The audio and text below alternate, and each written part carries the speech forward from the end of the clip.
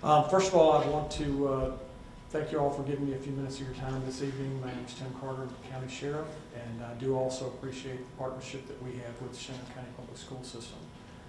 And I also appreciate that partnership with Ms. Shepard and all of your school administrators throughout the county.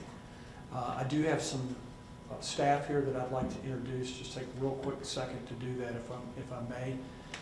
With me is Lieutenant Whitney Malk. Whitney's going to introduce our school resource officers and the schools that they represent, those that could come tonight. So, Whitney. We have Deputy Natasha Poppintude. She's the school resource officer at Peter Muhlenberg Middle School. Deputy Brandon George, he's the school resource officer at Signal Knob. Haley Foley is at Mountain View High School. Justin Thompson is at W.W. Robinson. Russell Racy is at Sandy Hook Elementary School. Sam Klein is going to be the SRO Triplet Tech this year. Colton Manich is at Strasburg High School. Shane Bollinger is at North Fork Middle School, and Victor Green is at Central High School. All right. Thank you, Whitney.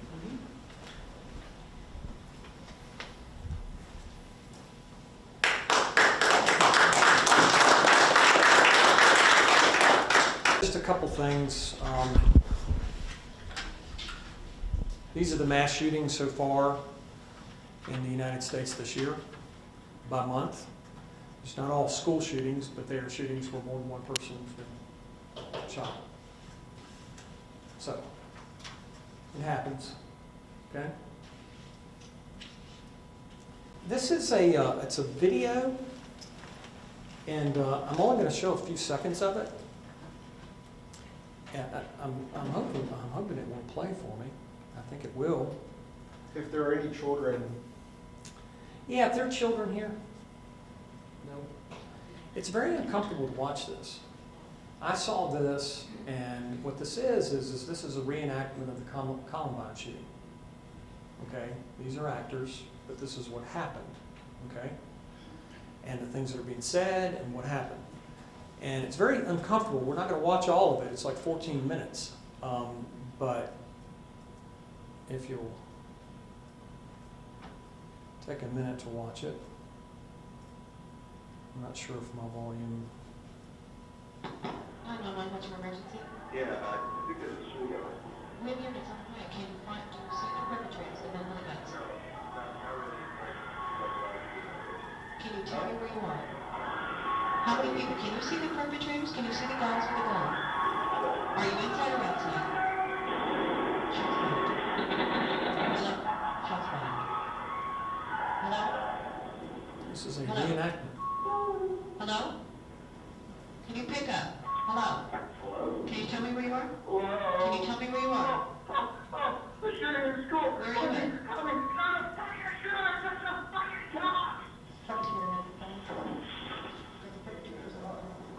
Did you see her fall?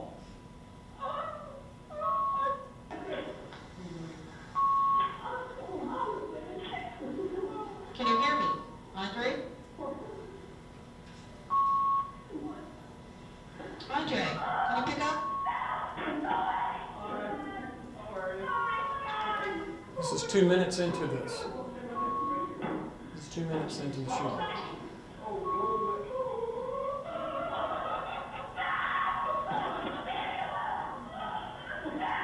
These are actors. Andre, can you pick up?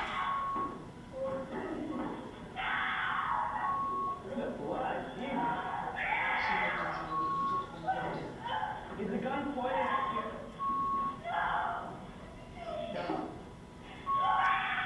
What? What? Are you dead yet? No, you're still alive, aren't you? Shut up! Shut up!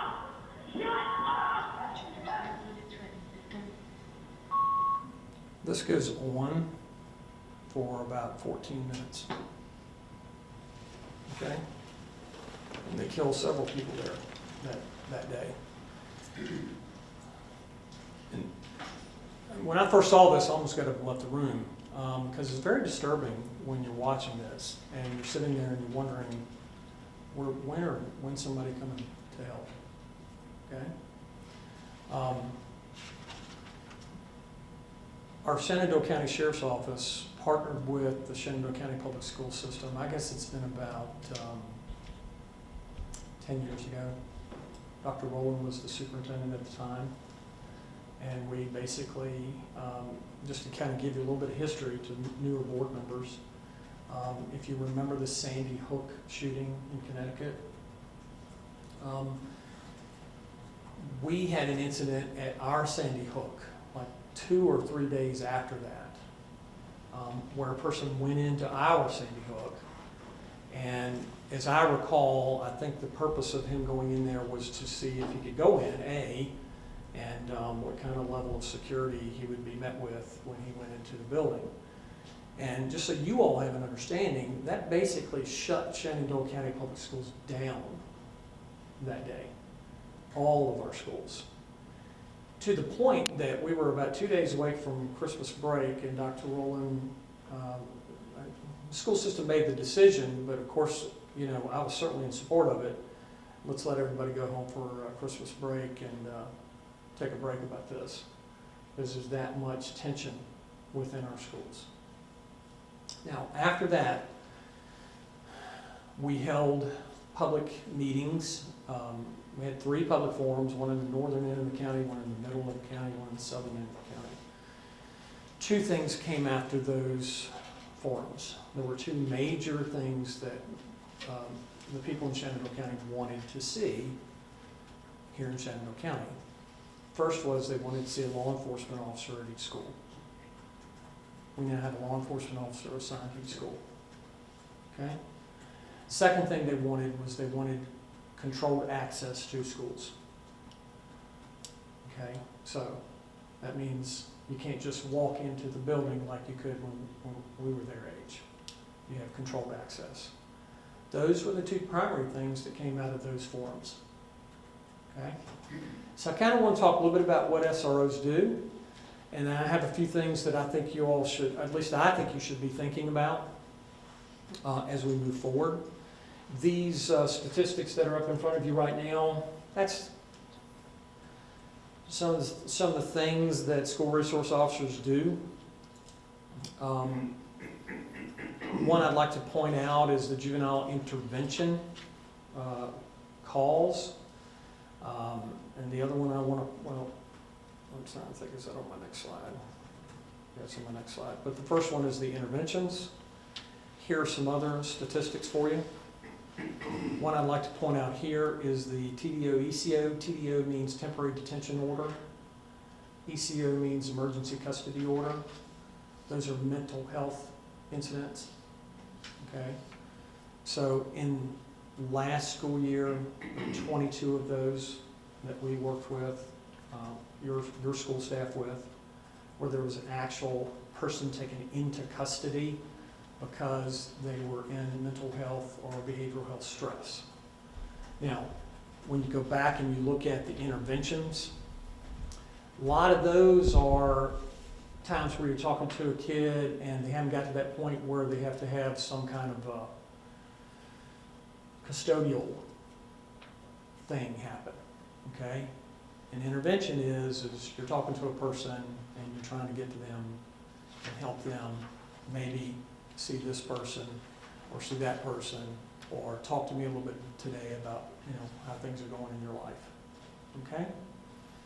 But these things are striking to me. I can remember, that's one of the problems with being around for so long. You can remember the days where you didn't have any of those types of calls. We have those types of calls daily, okay? And I want you all to know that. The weapons violations that we had this past year, I believe all those were knives, correct? Okay, so last year we only had incidents with knives in school that we were dealing with. We'll talk about some others later, but those are the ones that we dealt with this past school year. Now, some of the things I'm sure that was a question on your minds when you started to see the media reports of Uvalde and maybe some other incidents throughout the country of what we do here. It's a continual process in Shenandoah County. And I can't say enough also about Ms. Litton and your administrative staff and what they do on the school side of this. They're doing things from a preparedness standpoint. We're doing things from a preparedness standpoint. And together, I think we're really working hard, and I think we have been for several years, to prepare ourselves for what we hope would never happen here. All my school resource officers are required to go through what's called School Resource Officer Basic Training. That's in addition to their law enforcement certification. They are all required to attend active shooter, interior response, campus crime prevention training, Virginia School and Campus Violence training conferences, and Virginia School and Campus Safety training conferences. These are training conferences and conferences that give them information on what are best practices throughout the country, what are best practices through the state, what are the new laws in the state that they need to be mindful of, what are the new requirements of the school system and school administrators, what they're required to do. So we work with that every year as we're trying to prepare ourselves to respond and to provide good service for Shenandoah County. We're actually having, by the way, I think I have that on here on the next slide. We're actually having an active shooter training at each of the 3 campuses next week. Okay, it's a 2-part training at each campus. The first part would be what is called a tabletop exercise, where you sit down with school administrators, you sit down with emergency response personnel and managers, and you talk about what would happen if this scenario occurred or if this scenario occurred, and you kind of walk yourselves through that on a tabletop, okay? The afternoon will be spent with drills with regard to responding to active shooter incidents in each school. And we're doing that in conjunction with our office, Shenandoah County Fire and Rescue, and the town police departments as well. I think Virginia State Police has been invited to that as well. Okay, so we're doing that with a lot of agencies so that we can make sure that as many people can come. I'm very wary to be critical of other agencies, because I know that people can always poke holes at what you're doing, and I don't do that. All right. But one of the things that I'm kind of sort of looking at from the response in Uvalde, it seems to me that you had, just from an outsider looking in, you had several agencies, and you had some communication issues there, and we're working on that here in Shenandoah County, and I think we have worked on that in the past. So it's something that we're cognizant of, and then when you go to look at the media reports of Uvalde, then you think, okay, there's a situation where maybe they weren't working on it as hard as they could have been, maybe. I don't know. So that's actually happening next week. And one more thing about that, Dr. Shepard, we don't like to make it what's the word I'm thinking about? A big dramatic thing, public thing. I would rather that we get people there, like the staff, they get the training, and they go through the training that we have for them, and they don't have to worry about doing an interview that day for the local media. Okay, so that's something we haven't done here in the past. I get it. You want to make sure that the media knows and the public knows that you're on top of these things. I understand that, but I also understand that my focus is the protection of the students in those schools the school staff and those people that are visiting those schools. We're not trying to make a show out of this, okay? So that's not happening next week. So anyway, at least not from our perspective. We have all our school resource officers, our active shooter instructors certified. We participate in active shooter training within our agency and outside of our agency. There's a program that we've bought into. It's called the Active Shooter Alice training program. That's alert, lockdown, inform, counter, evacuate, that we work on. We have instructors in that, and we also work with Shenandoah County Public School staff with regard to that program.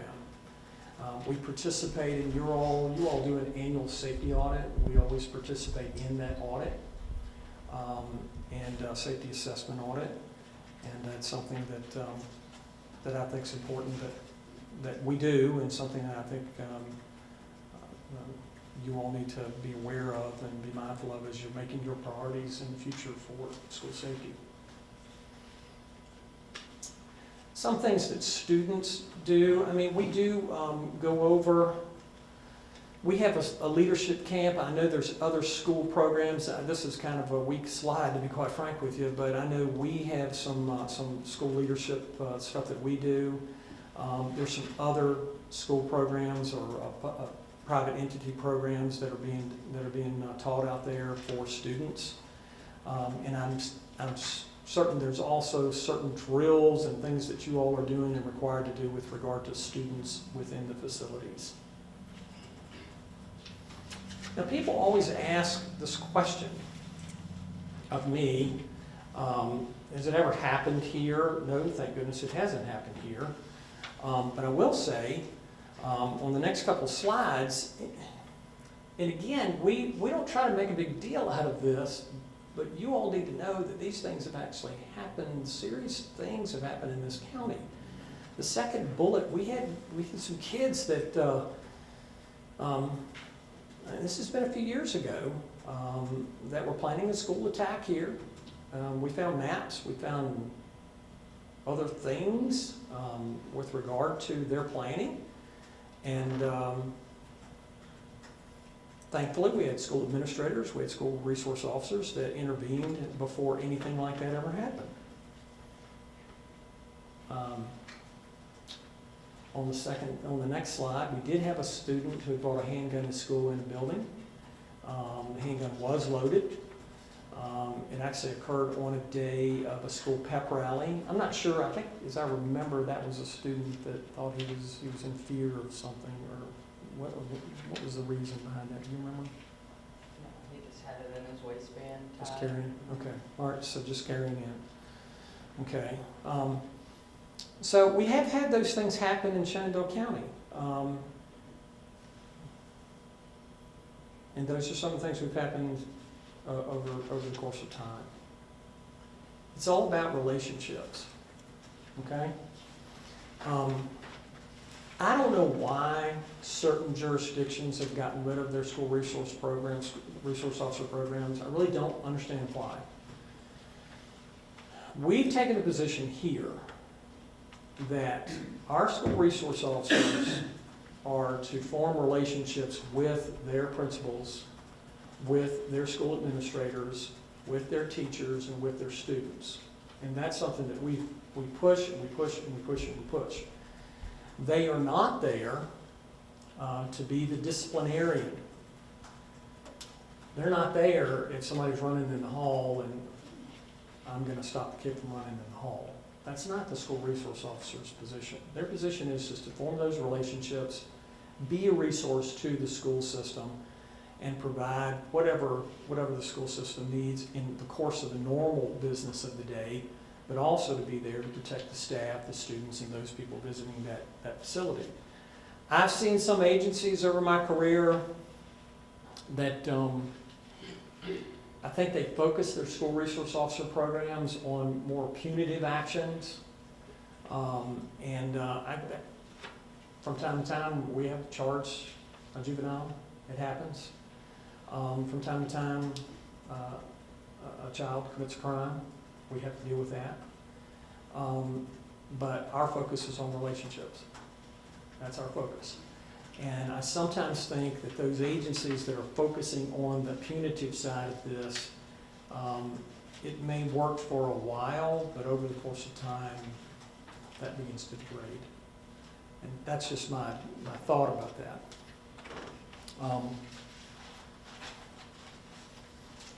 Some of our school resource officers. Now I'm going to talk to you a little bit about something that's concerning to me, and it's really difficult to see on these maps, but just, this is your northern campus, okay? If you can see, up in here is Strasburg High School, here's the bridge, then you go to the other two schools, okay? I'm going to get to a point, because they're all very similar. Here's your central campus, okay? This is Peter Muhlenberg, WW, Central High School, kind of locked in there together, okay? And your southern campus, a little bit more spread out, I guess, if you want to look at it that way. Honey Run, high school, middle school. Now, one of the suggestions that I'm going to make to you all, I'm not an engineer, I'm not a contractor, I'm not into those things. But let me tell you something, when these campuses were designed, they weren't designed with emergency egress and ingress capability, okay? We get criticism almost every school year. I don't know if you got this last year or not, but we get it every year. And it's usually about traffic in the mornings. Y'all probably even get the phone calls too, don't you? Okay. I'm not talking about that. What I'm talking about is if we have a critical incident on these campuses and everything gets locked down around the campus, well, look at the normal campus, District 5. There ain't but one way in and one way out, okay? Now that's no one's fault. It is just what it is. But at some point, I would ask that this body sit down with people that are a little bit more educated and they know these kinds of things. They understand stormwater runoff. They understand, you know, what the difference between a driveway and a road is, and they understand easements, and they understand all this stuff. And I would ask that this body take a real hard look at that at your 3 campuses with some people that are more knowledgeable than I am about that. Because if you notice what it's like on a normal school day, can you imagine what it would be like in a critical incident? You can't imagine. Not only are parents not going to be able to get there, we're not going to be able to get people out of there. I'm not going to be able to get emergency responders in there. It's going to be a problem, okay? And it's nothing that anyone did. No one's being blamed here. And it's a heavy lift. I get that. But it's something that I think Shenandoah County at some point needs to have some discussion about. Okay? The next thing I want to point out are 3 schools in particular. This is Sandy Hook. This is your Sandy Hook. There's the main entrance there. Okay? This is W.W. Robinson. Let's see, the main entrance there.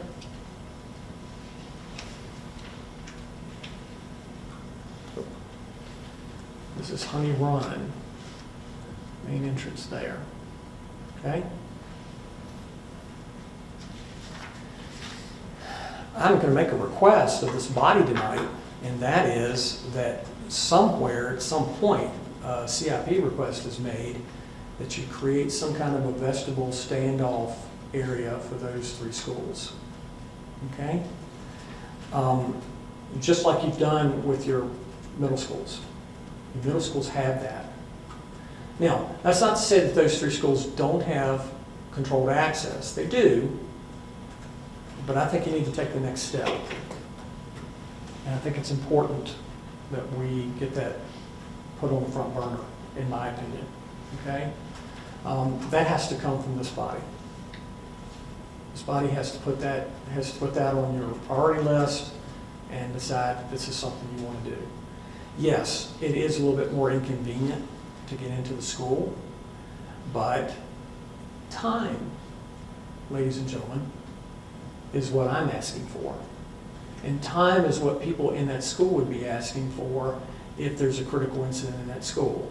And by giving that standoff time, that gives us time, okay? Now, at W.W. Robinson, I will say this, they kind of sort of done that where they bring people into the front office. I personally, I get it, understand why they're doing it. If you're asking my opinion about it, it's not optimal because you're bringing them into the office, and the office is where everything's being controlled, and that's where the phone calls are going out of, and that's where that's the nerve center of what's going on. They ought to be set up more like the other schools where they're not being brought into that main office, okay? But I would ask that you please take a look at that here in Shenandoah County. Again, I have the recommendation there for the ingress and egress for emergency response. And last but not least, we've taken analysis. When we first set this up, there was a friend of mine who was on the school board, a guy named Rick Kuntz. And Mr. Kuntz and I had a lot of conversations about staffing when we were going through this in the beginning. And we're somewhere in that 95 percentile in the school. But just like you have teachers that have an illness that comes up in the morning, I got an SRO that might be sick in the morning. Just like you have teachers that have to go to the bathroom, SROs have to go to the bathroom once in a while, okay? They have to eat. So from time to time, somebody might not be right there, okay? And what we're prepared to do is, Fire Rescue has what they call like a floater position in Shenandoah County. It's a unit that, it's my understanding that it's on duty during certain times of the day, and its whole purpose is to be there for coverage for units that are out of service for one reason or another. Our plan is to ask for a position. Whitney does most of this now, but I need another person, and we're going to ask for that in our budget for next year. So those would be, in my opinion, there's a lot of stuff that's being done in school safety in Shenandoah County that I'm not even going into tonight. They could probably, your school staff could probably give you a whole presentation on that. But I just kind of wanted to tell you this is where we're at from the high level, to let you know that we appreciate everything that this board and previous boards have done for us and helped us with, that this superintendent and her staff and the previous superintendents and their staffs have worked with us on. I can't say enough about the relationship that we have with Shenandoah County Public School System. And I, for one, wanted to continue. We're always constantly trying to improve what we're doing and the services that we're providing. And any way we can try to make that better, we try to do that, okay? But can't do that without this body and the support of this body. So I do appreciate that very much. If you have any questions of me or any of this presentation, I'll be happy to answer any questions. Question? I have a couple of comments. I think when we're looking at our long-term facility plan, we definitely need to look at ingress and egress. And I've been saying that for 7 years, but you know, I also see these guys directing traffic every morning when I'm dropping kids off. And I know the northern campus is just as bad or worse than the central campus. So I do think that that's definitely something that we need to focus on. It's my understanding, I think in the northern campus, I think I saw something where they're going to widen a turn lane there. And that's good, it's needed. It's a VDOT thing. Yeah, right? that's right, that's a VDOT thing, and It's a Band-Aid, it's in not Smalsh, a I think big- it's needed, Yeah. it needs to be better. Yeah, definitely. And this is not, I mean, this is it'd be heavy lift for anyone. But I really think that we're at that point in Shenandoah County where I think we need to start talking about that. I can't tell you all You know, I go around the Commonwealth, and I know a lot of people that have been in law enforcement or still in law enforcement and police departments and sheriff's offices around the state. We're doing a lot of good stuff here. There's a lot of good things in Shenandoah County that we're doing that you should be proud of with regard to school safety and what your school administration is doing. But we're at the point now we need to be talking about these things. We really are. Yeah. The vestibule thing is another thing that sort of gets me, because at Robinson, the 3 nicest ladies on the planet would be the first to go, you know? If somebody entered into the office directly. So I do see, we call it the airlock, the area between the front door and then into the building at the middle schools and at Central. I do see the need for that at our elementary schools too. And I'd like to see that sooner rather than later if possible. I don't, you know, again, I'm not a contractor, but I gotta tell you, I don't think that would be a real complicated fix. Yeah. I think there are people, and you can talk to a contractor that knows, but I think that they could take care of that for you. It just costs money. Right. So we Right. do have the vestibules in our CIP plan. I was pulling up, probably not enough to cover all 3 of our elementary schools, but there definitely is some, that the vestibules is in our CIP plan. Great, great, okay. I guess the last thing is, I was the only one who was on the board during that Columbine, like incident. And I just remember how well you all worked with the principal on that, and how important that relationship is between the SROs and you and the principals, because it was a scary situation, and there was a lot going on, and there was a lot of detail to that, and I just can't imagine if you guys didn't have that communication. Thank So you. I really appreciate it. I was also around when the hearings were going on about whether or not to have SROs, and I do All right. remember people were pushing back All right. on it, and, you know, these are the reasons why it's not gonna work. These are the reasons why it's not enough, or it's pointless. You're not gonna save anybody, you know, and I remember at the time I didn't know enough about it. You know, I really didn't know enough about it to take a position. But since then, I have seen how important the SROs are in our school, not just for the job that they're there to do, but the other things. Like Kyle and I did a tour of the Central Campus schools, and an officer needed help de-escalate a situation. You know, he wasn't punishing, he was just trying to help calm somebody down. And then I did Robinson by myself, and the same thing happened there. And it's so important to have that extra person there, so. Thank you, I appreciate all you do. thank you. Sure. You have a comment? Good. Kyle? Thanks for all y'all do. I was, obviously, as a former student, Deputy Green was there, and I think when I was in at least middle school and then high school as well, so I Right. kind of moved up All right, as I got older, but great experience and always doing a great job, so. thank you, appreciate that. I appreciate everything you do. And I was going to ask, you know, I look at the size of our campuses, and what, I'm interested to know what the day in the life of an SRO looks like. I mean, are they sitting, you know, when they're protecting the front? Or, you know, there's so much that could go on. Mhm. I agree. There probably needs to be more. I can't imagine one person protecting one building. So that would be something that I would be interested in. When there's a day off, when somebody, how do you cover that? If there's, say at the northern campus,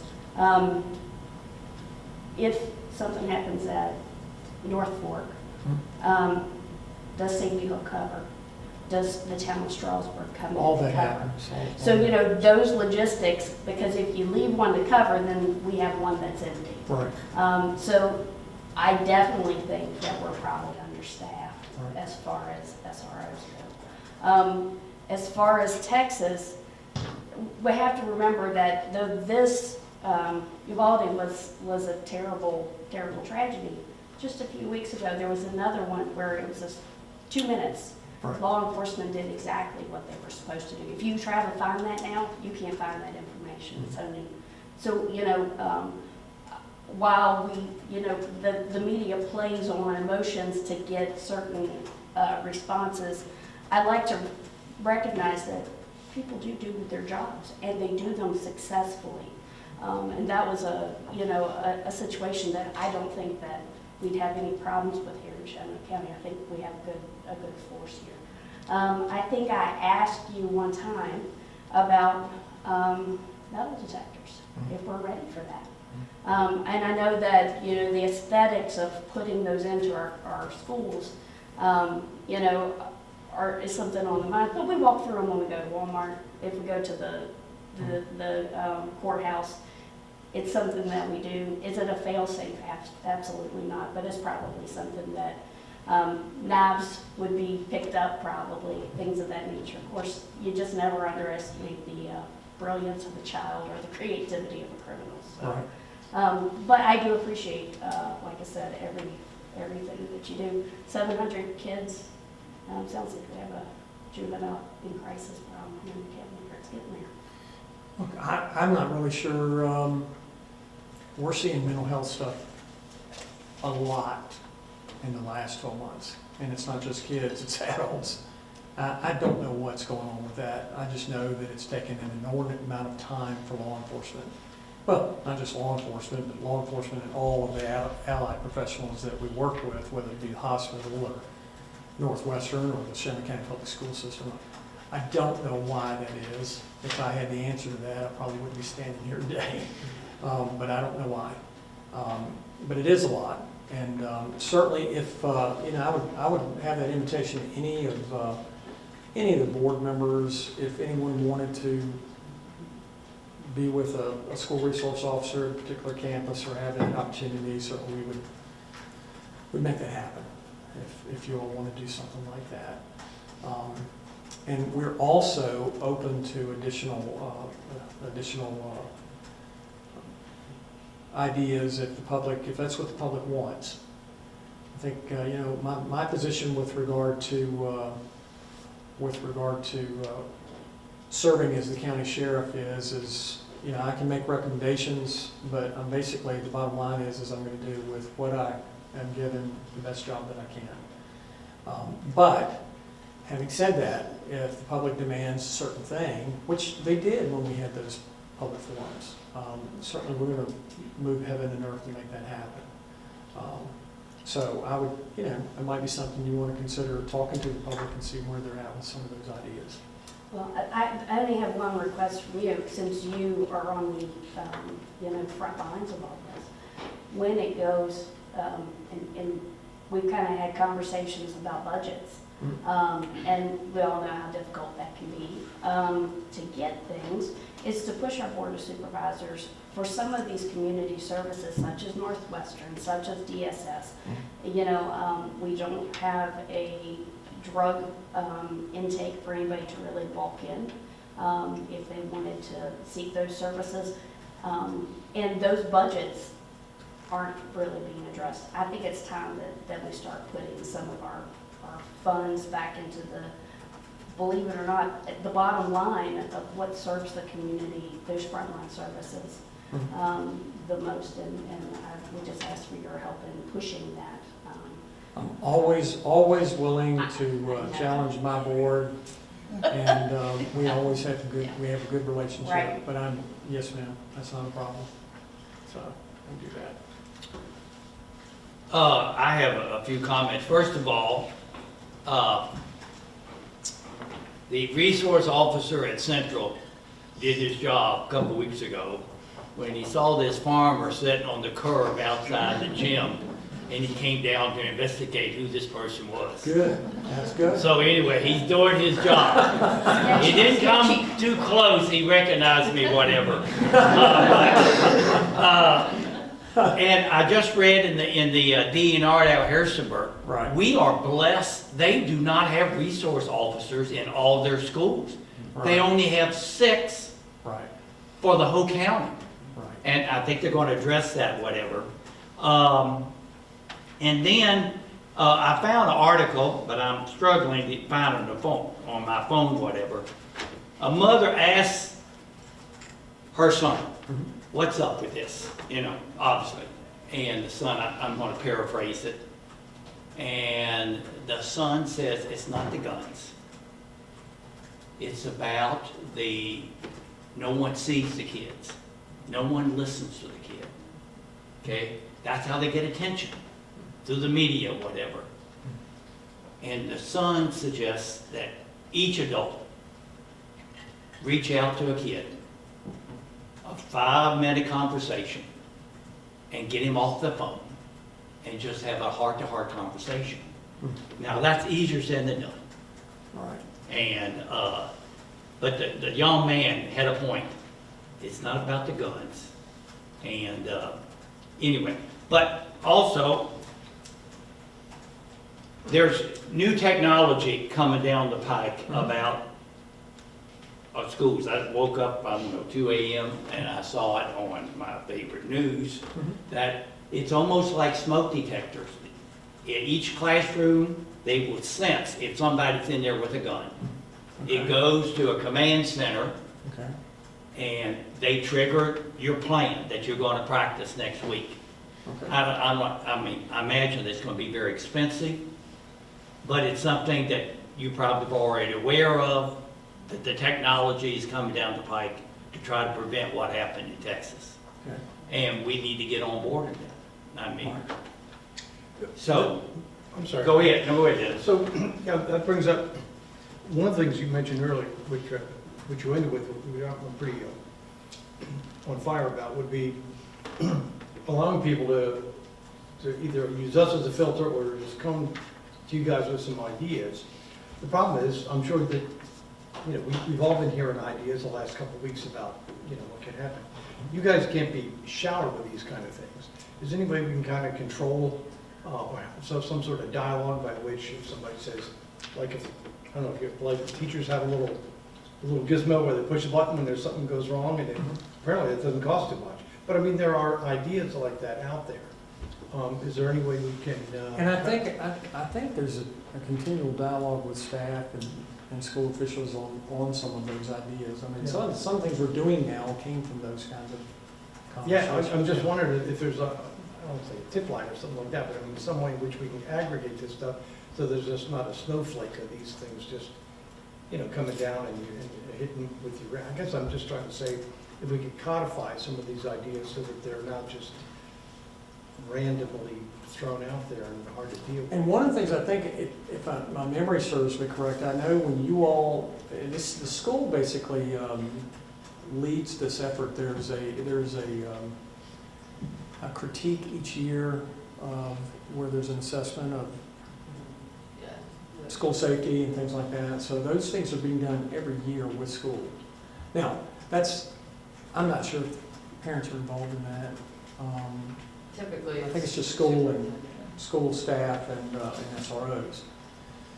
I don't know whether there could be a component placed in that or not. I mean, that might be a question for school staff. Yeah. Yeah. If there's just some way that they could be collected, aggregated, and dealt with in some And you systemic could bring that ways. in, bring that into that vetting process. Yes, sir. I agree. It's not a bad idea.